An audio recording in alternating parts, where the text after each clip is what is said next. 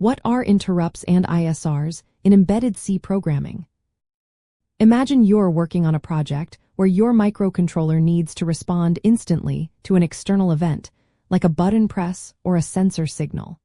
How does it do that without constantly checking for these events? That's where interrupts and interrupt service routines come into play. They are key tools in embedded systems programming that help your microcontroller react quickly and efficiently. Interrupts are signals sent to the microcontroller by hardware or software that tell it to pause what it is doing and handle a specific task immediately. Think of it like a phone ringing while you're working. Instead of ignoring it, the system stops to answer the call. These signals can come from various sources, such as a timer reaching zero, a button being pressed, or data arriving on a communication line. When an interrupt occurs, the microcontroller temporarily saves its current state, including the program counter, which tells it where it was in the program. It then jumps to a special piece of code called an interrupt service routine, or ISR. The ISR is a small, dedicated function written to handle that specific interrupt. Once the ISR finishes, the microcontroller restores its previous state and continues from where it left off. ISRs are designed to be short and efficient.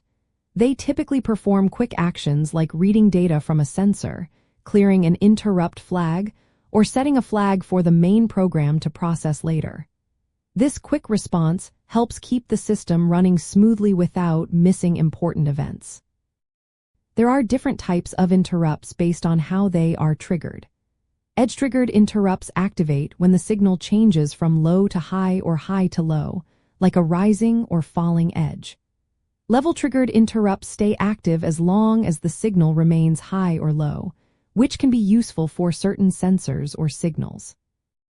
In practical applications, interrupts are used all the time. For example, in a temperature sensor system, an interrupt can alert the microcontroller when the temperature exceeds a certain limit. In motor control, they handle precise timing signals.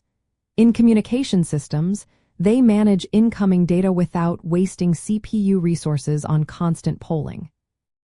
Writing ISRs in embedded C involves making sure they are as short as possible.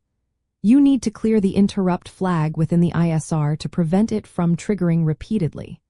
For example, if a button press triggers an interrupt, the ISR might read the button state and set a variable for the main program to process later.